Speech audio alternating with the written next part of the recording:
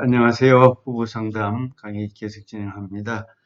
우리 지금까지 부부 상담에 대한 이론들을 모델들을 한 8가지 공부를 했습니다. 구조주의 모델에 대해서도 살펴봤고, 구조주의는 미누친이 시작을 했고, 힘의 균형을 추구하는 그런 모델이라고 볼 수 있겠죠. 전략주의 스트래티직 모델은 헤일리가 시작을 했고, 상담자가 전략을 가지고 접근하는 그런 모델이었습니다. 행동주의 모델이 있었죠. 환경과 조건 반응에 기본을 두고 관찰 가능한 행동을 바꾸려고 하는 그런 모델이 행동주의 모델입니다. 세대 전수 모델, 대표적으로 보행과 대상관계 이론에 기초한 그런 모델이었습니다. 해결 중심 모델, 스티브 더 쉐이지와 인수 모델, 단기 치료, 해결 중심 철학이 근거한 그런 모델도 있습니다. 이마고 부부 치료가 있죠. 이마고 부부 치료는 하빌 핸드릭스가 개발했고, 어린 시절의 이미지를 개선하겠다는 그런 차원에서 네, 특별히 대화 기법을 통해서 치료 접근을 하는 대화 기법이 반영과 인정과 공감이라는 그런 대화 기법을 통해서 접근하는 이마고 부부 치료가 있고, EFT 정서중심 부부 치료는 수잔과 그린버그가 개발을 했죠. 내면의 어떤 이성보다는 정서, 감정을 치료하는 데 초점을 맞추는 정서 중심 부부 치료가 있고, 마지막 8번째로 가트만 부부 치료에 대해서도 우리가 살펴보았습니다. 과학적이고 통계적인 접근으로 이루어지는 가트만 부부 치료. 이 8가지 이론을 자기가 좋아하고 또 잘할 수 있는 한 이론을 잘 숙지하고 훈련을 하는 것이 좋겠습니다.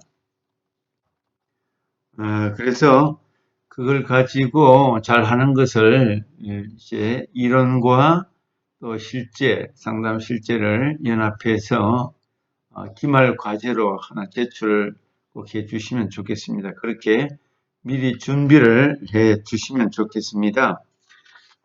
우리 앞장에서 초기 면접의 상담 구조화에 대하여 이제 쭉 살펴봤습니다. 이제 부부 내담자를 만나서 면접을 하고 문제가 무엇인지를 확인하고 여러 가지 정보를 가지고 상담의 계획 오리엔테이션을 하는 그런 상담 구조화가 이제 5장 내용이었다면 6장은 이제 직접 상담에 참여하면서 목표를 세우고 문제 해결 과정 또 상담을 통해서 여러 가지 문제를 파악하기 위한 진단하고 또 여러 가지 상담 도구로 심리 도구로 또 진단과 평가까지 이루어지면서 적극적으로 그렇게 상담을 진행하는 과정이 이제 상담을 개입하는 6장이라고 볼 수가 있겠죠. 자기 나름대로 상담을 하다 보면 어떤 이론에 전적으로 따라가지 않고 여러 가지 각 이론들의 장점을 개발해서 그 장점을 가지고 자기 나름대로 어떤 틀을 만드는 통합적인 자기 나름대로의 틀을 만들어 볼 수도 있을 것입니다. 그것이 이제 공부를 하다 보면 각 이론들마다 장점이 있고 단점이 있기 때문에 그 이론대로 100% 따라가기보다는 각 이론들의 장점들 그런 것을 모아서 자기 나름대로 상담의 틀을 만들어 볼 수도 있을 것입니다. 그것도 한 방안이 될 수가 있겠죠. 우리 상담을 하면서 이제 5번째로 상담에 대한 저항 극복하기 했습니다. 상담을 거부하고 또 상담실 나오지 않고 약속을 했다가도 상담 약속을 어기는 그런 경우, 그런 내담자도 있을 수가 있죠. 이것을 이제 저항이라고 우리가 일반적으로 부르는데, 저항이라는 것은 그렇습니다. 자기 뜻에 맞지 않는다든지, 자기가 생각했던 그런 상담이 아니었다든지, 또 상담자에 대한 불평, 원망을 토로할 때 저항할 수가 있습니다. 상담에 대한 저항을 잘 진단하고 평가해야 되죠. 왜 저렇게 저항을 하고 있는지, 부부 내담자가 무엇에 대하여 지금 저항을 하고 있는지, 물론 어려운 문제일 수도 있지만 상담을 진행하면서 상담자는 그 저항의 문제에 대해서 여러 가지로 접근을 해볼 필요가 있습니다. 저항 속에 담겨 있는 이면에 있는 두려움이 뭐냐, 불안이 뭐냐, 염려를 가지고 있는 것이 뭐냐, 그것을 완화시키기 위해서 무엇보다도 관계를 상담자와 내담자 부부와의 관계를 더욱더 돈독히 하고 공감적인 차원에서 충분히 감정을 받아내고 감정을 읽고 감정에 참여하고 감정을 지지해주는 그런 차원에서 아주 예민하게 상담자가 가지고 있는 예민성, 민감성, 심리적인 균형감 이런 것들을 잘 유지하는 것이 무엇보다도 중요하다고 보는 거죠. 상담에 있어서 이렇게 감정적인 측면, 정서적인 측면을 잘 다뤄야 할 그런 필요성이 있습니다. 사람은 무엇보다도 아주 민감하고 복잡한 그런 감정을 가지고 있고 영적인 존재이기 때문에 작은 것 하나의 상처를 받고 작은 것 하나에 또 위로를 받을 수 있는 존재가 인간입니다. 그런 차원에서 상담에서 꼭 저항은 반드시 일어나게 되어 있습니다. 어떤 상황이든지 내가 아무리 잘했든지 못했든지 상관없이 내담자의 상황에 따라서 저항이 일어나는데 저항이 일어날 때는 때로는 시간을 두고 침묵하고 기다릴 때도 필요하고 때로는 적극적인 개입을 통해서 상황을 통찰하고 내담자의 상황을 충분히 이해해 주면서 또 자신의 입장을 잘 밝혀주는 것도 필요할 때가 있습니다. 저항의 문제에서 보면 먼저 남편이 아내보다 상담에 참여하는 것을 망설인다. 특별히 우리 한국의 문화적인 상황을 보면 그동안 전통적으로 과부장적이고 남성 중심의 유교 문화가 강했기 때문에 남자들이 자기의 문제를 드러내고 가정의 문제를 드러낸다는 것에 대하여 굉장히 거부감이 있고 부정적인 관점이 높습니다. 그래서 고통을 당하는 쪽도 아내가 많았고 남편은 내 몰라라 하고 그냥 내버려두는 그런 입장이 많기 때문에 어떤 문제가 부부간의 문제가 생겨도 남편보다는 아내가 먼저 찾아오는 경우가 더 많습니다. 요즘은 많이 변화가 됐습니다만 전통적으로 볼 때 그랬다는 것이죠. 그래서 지금도 남편보다는 아내가 더 많이 참여하고 남편은 상담실에 오는 것을 좀 망설이게 되죠. 이런 경우에도 남편이 나오지 않는 경우에도 먼저 아내와 상담을 1차, 2차 하면서 어떻게 하면 남편이 상담실에 올 수 있을까를 다양한 전략으로 세울 수가 있습니다. 그 아내의 변화를 통해서 이끌어올 수도 있고 또 직접 상담자가 전화를 해서 남편에게 또 이런 필요성 때문에 이렇게 하면 가정이 부부가 훨씬 더 유익하고 좋아질 것이다. 잠시만 와서 이렇게 이 상황을 좀 이해해주고 도와주시면 대단히 가정에 도움이 될 것이다. 여러 가지 차원에서 이야기할 수가 있을 것입니다. 그렇게 해서 남편을 상담실로 동기를 가지고 이끌어내는 것이 중요하겠죠. 두 번째는 부부는 상담에 대한 다른 기대를 가지고 있습니다. 남편은 남편대로의 기대가 있을 것이고 아내는 아내대로의 어떤 기대를 가지고 있을 것입니다. 그런 기대 부분은 상담에 대한 다른 기대인데 예를 들자면 우리 남편은 아내가 이렇게 바뀌었으면 좋겠다 이런 기대가 있겠죠. 반대로 아내는 우리 남편이 술도 먹지 않고 일찍 들어오고 나에게 아내에게 따뜻한 말을 해주고 공감해주고 내 입장을 들어주는 이해해주는 그런 남편이면 좋겠다. 서로에 대한 다른 기대가 있습니다. 같지 않습니다. 그러니까 이 기대감을 서로 절충하고 맞추고 해나가는 그 과정이 상담자로서 해야 할 숙제가 되는 것이겠죠. 세 번째로 비난으로 인해 상대 배우자에게 평가를 받을 수 있다. 비난으로 인해서 상대 배우자에게 평가를 받을 수 있다.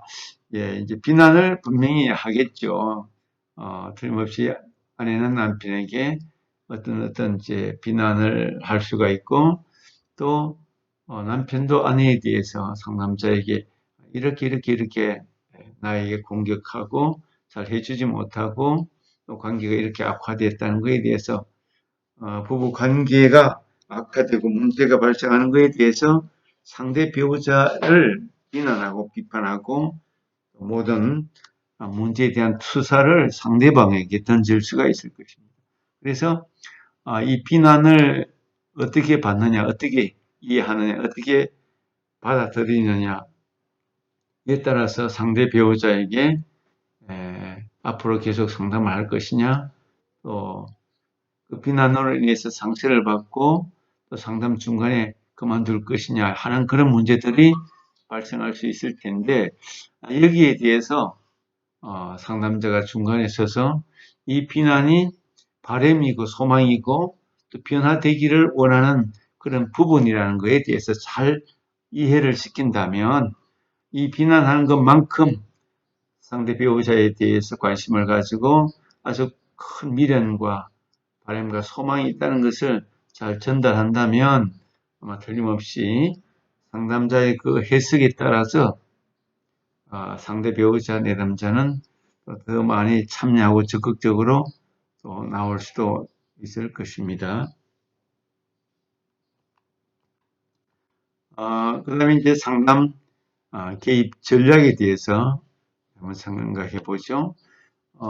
상담자는 문제가 발생한 맥락을 전반적으로 잘 분석을 해보는 것. 지금까지 부부의 어떤 문제를 들었고, 또 상담의 목표를 이제 설정하는 그런 과정에 이르렀고, 또 이제 개입을 해서 어떻게 하면 변화를 일으킬 수 있을 것인가, 어떤 자원을 사용할 수 있을 것인가, 어떻게 하면 좀 더 성장할 수 있을 것인가, 어떻게 하면 남편도 아내도 이 갈등을 고를 넘어서고 이 분쟁하고 어려움을 겪고 있는 이 문제를 좀 더 쉽게 해결하고 더 나은 부부관계로 발전적으로 성장할 수 있도록 도울 수 있을 것인가에 대해서 그 맥락을 전반적으로 분석을 해볼 수가 있을 것입니다. 문제를 변화시키기 위해서 무슨 자원을 활용할 수 있고 사용할 수 있을 것인가.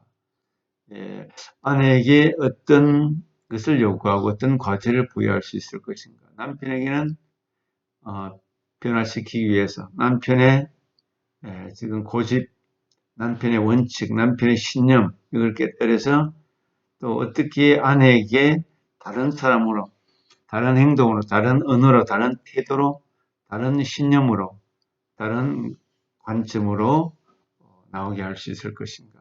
어떤 자원을 사용할 수 있을 것인가에 대해서 깊이 맥락을 분석해 보는 것입니다.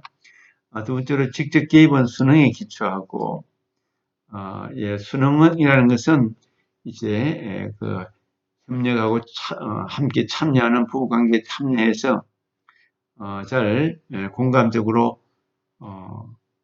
같이 그 부부관계 안에 들어가는 자원을 수능이라고 그렇게 표현합니다. 또 심리교육, 과제 부여, 지시와 같은 변화를 획득 시도한다. 심리교육이라는 것은 부부 상담에 있어서는 약간의 어떤 교육도 필요할 때가 있습니다. 남성의 심리에 대해서, 여성의 심리에 대해서 여성들은 이런 측면이 있다. 남성들은 이런 측면이 있다. 예를 들어서 심리검사, 부부 애널리티 검사라든지 각종 부부 문제에 대한 검사를 했다면 그에 대한 해석을 또 간단한 교육을 할 수가 있어서 남편의 성격은 이런 면에서 많이 발달되어 있고 이런 면은 잘 이해하지 못하는 그런 특성이 있다. 또 여성은 이런 면에서 대단히 예민하고 또 민감하다. 그런 면을 남편이 이해하고 또 알아줘야 된다. 그런 차원에서 그렇게 교육이 필요하고, 때로는 이제 한 주간 한 주간 지나면서 과제를 주면서 긍정의 언어를 2가지씩 사용해 봅시다. 또는 한 주에 아내를 위해서 작은 선물을 하나 준비합시다. 남편을 위해서 하지 않던 그런 색다른 반찬을 한번 만들어 봅시다. 이런 다양한 과제를 부여하면서 한 주간을 보낼 수가 있겠죠. 그러면 그 과제 부여를 하는 과정을 통해서 서로가 노력하고 상대방에 대해서 더 잘 하려고 노력한다면 이것은 부부 문제 해결을 위한 굉장한 동기와 마음의 어떤 동력을 가지고 있는 것이죠. 그러면 변화가 훨씬 쉽겠죠. 지시와 같은 변화를 직접 어떤 그 상담자의 지시, 이렇게 해주길 원한다는 지시, 이 모든 것들이 변화를 위한 것이죠. 이 모든 것들이 변화를 위해서 직접 개입을 하는 것이죠. 그래서 직접 행할 수 있도록 그렇게 지시하고 과제를 내주고 교육을 시도해 보는 것입니다. 이것이 이제 개입 전략, 무슨 자원을 가지고 어떤 범위까지 어떻게 할 수 있는가, 여러 가지 친밀 대화를 위해서도 다양한 언어를 가르칠 수도 있습니다. 공감적인 언어를 가르치고 자기 욕구를 표현할 수 있는 언어를 가르칩니다. 예를 들어서 정말 정말 당신이 마음이 아팠겠네요. 정말 얼마나 힘든지 내가 잘 이해하지 못했네요. 정말 안타까웠네요. 이렇게 함께 대화를 하니까 좀 행복해요. 자기 욕구를 표현하는 것도 당신이 직접 이렇게 해줬으면 좋겠다. 이해받고 싶다. 당신이 내 감정을 좀 알아주면 좋겠다. 이런 구체적인 욕구 표현, 대화 표현을 통해서 그동안 하지 않았던 대화, 하지 못했던 대화 표현을 상담자가 직접 가르쳐 주는 것입니다. 당신하고 대화하고 싶다. 나를 좀 안아주었으면 좋겠다. 나이가 일할 때 옆에 참여해 주면 좋겠다.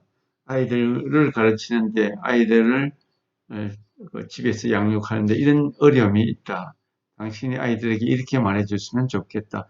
이런 구체적인 표현을 상담자가 내담자의 고충과 아픔을 듣고 지시하고 교육하고 가르친다면 그동안 부부는 10년, 20년 살면서도 하지 못하고 또 습관적으로 안 하고 또 당연히 알아줄 거라고 생각하고 표현하지 못했던 언어들에 대해서 또 행동 패턴에 대해서 새롭게 교정하고 가르쳐주는 그런 과정이 꼭 필요한 거죠. 이런 차원에서 이제 상담 개입 전략이 있습니다. 그 다음에 이제 6장의 마지막 부분이라고 할 수 있는데 전반적인 요약입니다. 상담 개입을 통한 진단과 평가인데 상담 계획은 부부의 특성에 맞게 구성하는 것이 좋겠다. 부부마다 다 특성이 있고 장단점이 있겠죠. 맞게 계획을 세운다. 문제에 대하여 정의하고 구체화한다. 이제 본격적인 상담에 들어가는 그 전반적인 과정을 요약하는 것입니다. 이 부분은 어떠한 문제가 있다. 그 문제를 실제적이고 구체적으로 간단하게 그렇게 요약을 해야만 목표가 세워진다는 거죠.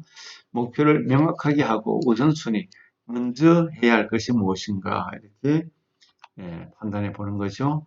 강점, 잘하는 것들을 기초로 상담을 통하여 부부 성장과 발달을 점차적으로 촉진시키면서 과제도 내주고 이렇게 대화가 바뀌고 관계성이 바뀌고 친밀감이 발전하고 이렇게 성장 발달을 촉진하도록 돕는다.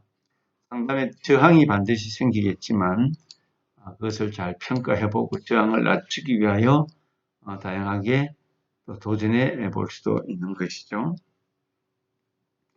그 다음에 이제 상담 개입을 통해서 관심사를 조정하고 그래서 어떻게 하면 부부가 앞으로 갈등을 줄이고 서로 친밀감을 높이고 대화를 더 많이 하고 서로에 대해서 공격적이지 않고 원망하지 않고 상호관계 속에서 내가 변해야 할 부분과 상대방이 변해야 할 부분, 남편이 변해야 할 부분과 아내가 변해야 할 부분을 잘 조정하면서 점점 발전적으로 나간다고 볼 수가 있겠죠. 이게 상담의 어떤 틀을 가지고 이런 방향으로 나간다는 것입니다. 그 다음 이제 7장부터는 의사소통 문제, 갈등 문제 이런 것들에 대해서 구체적으로 다시 한번 그렇게 상담 주제를 가지고 상담 안에서 일어날 수 있는 주제들에 대하여 나누는 시간을 갖도록 해보겠습니다. 일단 여기까지 하겠습니다. 수고하셨습니다.